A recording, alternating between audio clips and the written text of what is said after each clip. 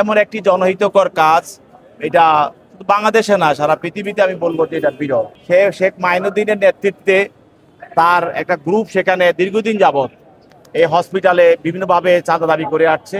আলোচিত একটি হসপিটাল, সেটা হলো সিকেডি, এটা centre for kidney disease and urology হাসপাতাল।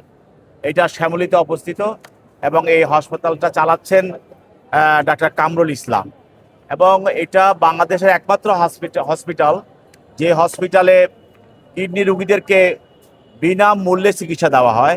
এবং উনি এ পর্যন্ত প্রায় ২৫০০ কিডনি রোগীর তিনি কিডনি প্রতিস্থাপন করেছেন।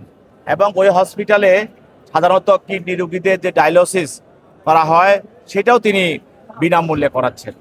এমন একটি জনহিতকর কাজ, এটা শুধু বাংলাদেশে না সারা পৃথিবীতে আমি বলবো যে এটা বিরল। এই হসপিটালের বিরুদ্ধে বিভিন্ন ধরনের ষড়যন্ত্র হচ্ছিল। সেই হিসাবে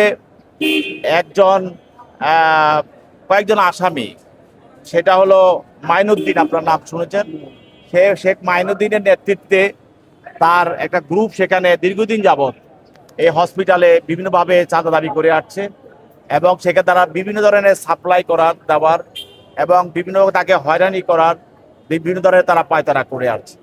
এবং গত 11/4/26 তারিখে সেখানে এই মাইনুদ্দিনের নেতৃত্বে আজকে যে আসামি ফারুক হোসেন, লিটন মিয়া এবং ফালান মিয়া ও মোহাম্মদ রুবেল, এরা সহ আরও 7-8 জন আসামি, তারা সেখানে গিয়ে তার ওই পাশেই ওই হসপিটালে একজন কর্মকর্তা, তিনি হলেন মোহাম্মদ আবু হানিফ, তিনি অপারেশন থিয়েটারের একজন ইনচার্জ, তার কাছে 5 লক্ষ টাকা দাবি করেন যে তুমি এই হসপিটাল চালাইতে হলে আমাদেরকে টাকা দিতে হবে, এবং 5 লক্ষ টাকা চাঁদা দাবি করেন।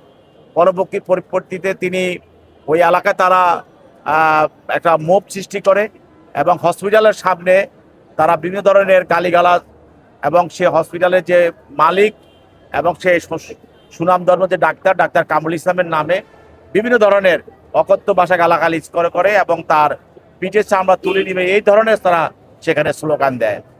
তার পরবর্তীতে এগুলো দিয়ে তারা সেখানে জনগণ উপস্থিত হলে তারা সেখান থেকে পালিয়ে যায়। পরবর্তীতে কর্মকর্তা আবু হানিফ থানায় মামলা দায়ের করেন এবং দায়ের করার পরে এবং মাইনুদ্দিন সহ তারা অনেকের বিরুদ্ধে মামলা দায়ের করেন। তার মধ্যে তাদের সন্দিগ্ধ 4 জনকে আজকে গ্রেপ্তার করা হয়।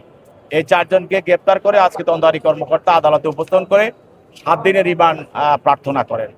এবং এই 7 দিনের রিমান্ডের প্রার্থনা করার তার পক্ষে তারা আইনজীবী ছিল, আইনজীবীরা তারা বক্তব্য রাখেন এবং আদালতের জিজ্ঞাসাবাদে একজন আসামি তিনি স্বীকার করেন যে তিনি এই হসপিটাল লগে সম্পৃক্ত আছেন। অতএব এরা যে এই হসপিটাল সম্পৃক্ত সেটাও একজন আসামি আজকে আদালতে সেটা স্বীকৃতি দিয়েছেন।